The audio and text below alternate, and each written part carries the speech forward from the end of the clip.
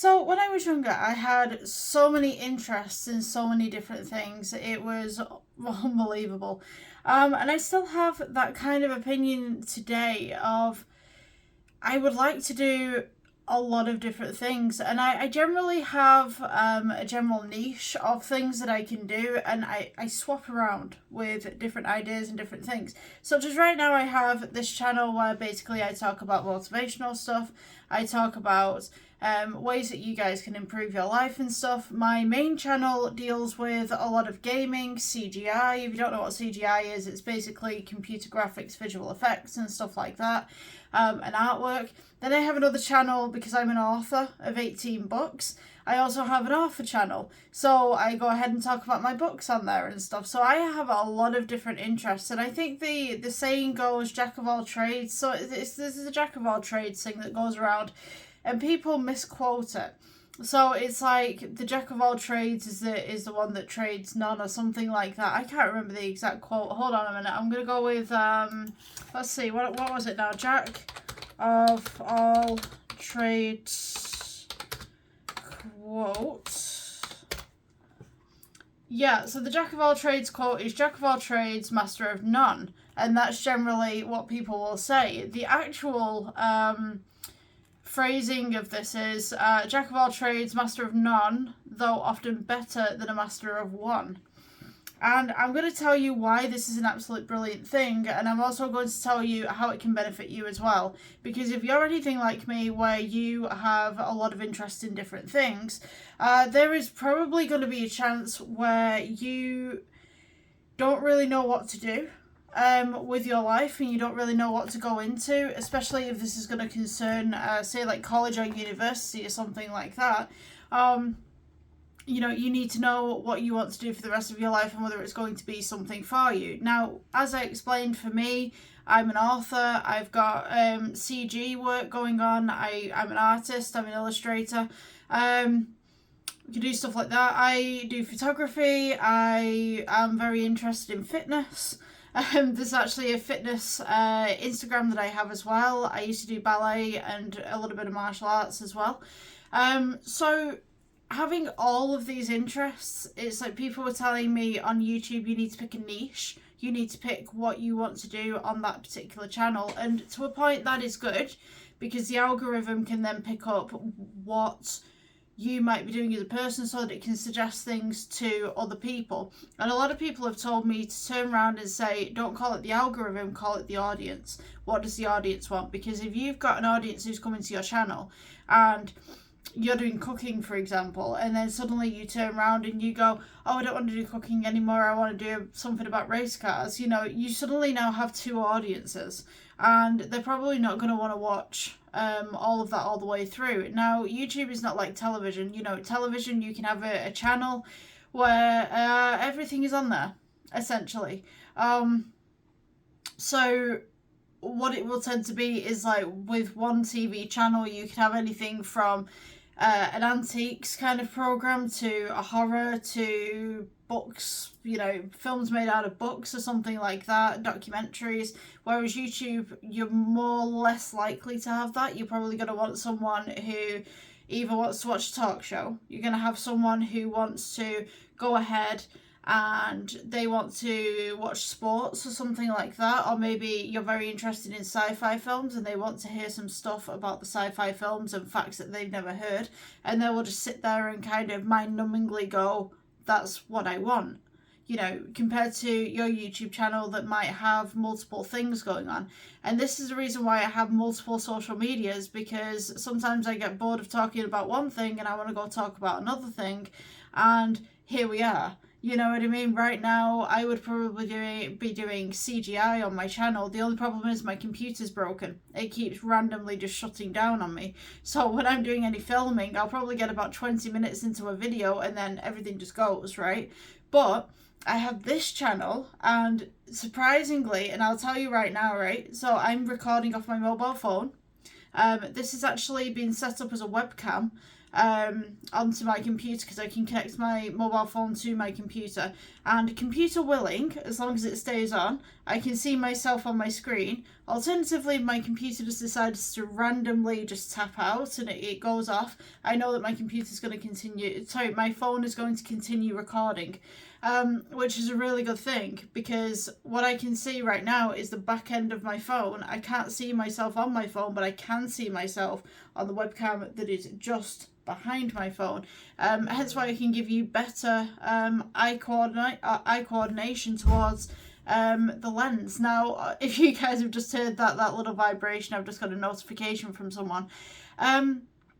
So yeah, in regards to you having so many hobbies and interests, it's actually a really good thing, because whilst my computer is broken right now, and I can't do any CG or anything like that, and I'm basically rerunning old stuff, I can then go onto this channel, use my phone, and I can make motivational videos for you guys, and it's a really good thing. It's like where one will fail, the other one will take over. I can make 30 videos within a day for each channel, which is going to give me at least a month worth of videos. My main channel runs a video every single day, or at least I try to get it to run a video every single day. That includes live streams and shorts videos. So if I can't get a CG video out, I will probably be gaming or something like that. It's a video a day. So it fills a quota. For this channel in particular, I'm not too sure whether it's supposed to be 2 videos a day or a weekly. I've not quite figured out the stuff with this channel yet. For my author channel, I'm looking at doing maybe a video every month, something like that. So I only need to do 12 videos within a year, compared to 360, is it 365 days, something like that, for my main channel. At the moment, it's actually running 2 videos a day, primarily because I'm running 2 seasons next to each other. One of them is season 4 of blended tutorials, and then the other one I'm just judging my own artwork and basically filming myself looking at my artwork and saying, I don't like this, I like this, and blah blah blah, you know, just basically critiquing my own stuff so that people can kind of relate to that, and then they can go, oh, this is the mistake that she's making, maybe I should look at my own artwork in that kind of way. What I'm trying to encourage with that channel is primarily, I would like people to look at their own artwork and not say that their artwork is good all the time. You know what I mean? I would rather them turn around and say, actually, I could have done the shadows a little bit better on that drawing. I could have done this with that. And, you know, if I'd have done this again, I probably would have done it differently. You know, trying to get people to think differently about their own artwork, because I think that there's so many artists out there that basically they turn around and they say, oh yeah, I'm the best artist ever, and they've kind of got this weird kind of god complex, so to speak. And the fact is that I'm not good at art sometimes. I think that something looks really good, and then it's like it's absolute, you know, poop compared to what I can do now. There's for sure definitely some pieces of artwork that I would definitely redo, and then there's some piece of artwork that I would like to shut into a closet and leave and just, you know, get on with my life, because back way when I thought it was good, and it's just not the kind of style that I would have right now. Added to that, having multiple interests on that front enables me to run 2 YouTube channels, especially when one of them is having some issues at the moment. Having multiple disciplines as well enables me to reach other markets. You know, if you were just one person who had an interest in doing art, AI is actually taking over a lot of art, and this is something that really annoys me. So I've applied for a load of graphic designer jobs in the past, and I've been rejected, right? So you think, okay, yeah, maybe that's not what they're looking for. But what I'm hearing now is a lot of companies are using AI instead of actual artists to do work for them, because AI can do it in seconds and I can do it in a couple of hours. You know, one's made by human, one's made by machine. AI is getting so much more sophisticated nowadays that you can't tell sometimes whether it is AI, you know, especially if you're just walking down the street and you glance at it. You don't know whether that's AI or not. You know, some people are like, oh yeah, I know that's AI. but then other people get it wrong sometimes as well. And this is a little bit of a problem that I have, that I studied in college for art and photography, and now AI exists and people can just get videos and photos within milliseconds.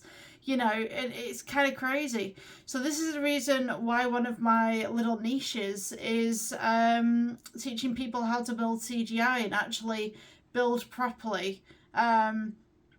It's not an official, say like, it's not, how do I put this? So I'm going to university in a couple of years doing game design.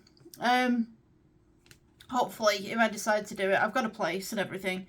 So with that, I bring my skills into there. I'm a little bit more advanced than some of the other students, apparently, for the year that I'm doing. So for me, that gives me a little bit of leverage, especially on the coursework. Now, with games, CGI, AI is not exactly that advanced at the moment, especially not with games. AI can make apps, don't get me wrong, AI can make apps, I've done that before. With AI apps, I actually tested it out. I didn't sell anything, like I just tested it. With AI apps, generally you're waiting maybe about half an hour to a couple of hours until the app is built for you. Now, as a person, as long as you know what you're doing, you could probably build that in the exact same time. So AI is not that advanced enough yet to make gaming. But I can imagine that AI is going to be incorporated into gaming at some point, past the point of NPCs. So there was one game that I was playing where NPCs actually had their own personalities because there was an AI integrated into the characters. And if you had a microphone, you could talk to them. And then there'd be kind of a little bit of a delay, and then it'd talk back to you, kind of thing. So not very advanced, but I have seen more advanced models coming out. Now, in regards to a gaming kind of community, am I going to be looking at spending thousands of pounds on a subject only to be outmatched by an AI later on? Probably. But are people going to want to see a more human side to things rather than seeing the AI side to things? That's something that I would definitely discuss. That is something that I would definitely push forward as well.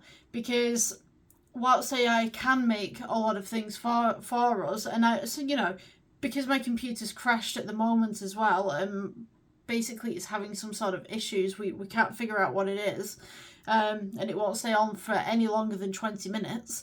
I do use the AI thumbnails for a lot of my stuff because half of the time I can't make the thumbnails in time before the computer crashes. So that's something that I can utilise that will help me. But at the same time, I know that I'm able to go back later on and remake those thumbnails if I wanted to. So, yeah, with jack of all trades kind of thing, I think it's a very, very good idea to have, essentially, fingers in all pies, so to speak. Because why not? Imagine if I lose my YouTube channels at some point. I've got books. I've got books out there that are published. I can rely on the books. What else do I have? Oh yeah, I have Instagrams. I have pages on Facebook. I have pages on various other websites and stuff that I can utilise in order to monetize. And I can also advertise all the stuff that I'm making outside of those websites. I can advertise products. If I wanted to, I could probably sell things online to make a little bit of profit as well. So that's something that I could definitely do. Merchandise stores as well, if you are good at merchandise. Get your fingers in all pies kind of thing. So yeah, as far as the jack of all trades and the master of none is often the better. Is often better than master of one.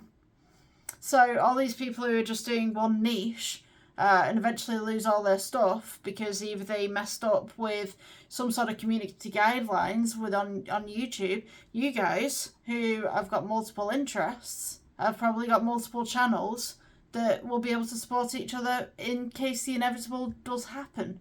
I've never heard of anyone losing all of their YouTube channels, but if you have the videos from your YouTube channels, you can transfer them to Facebook.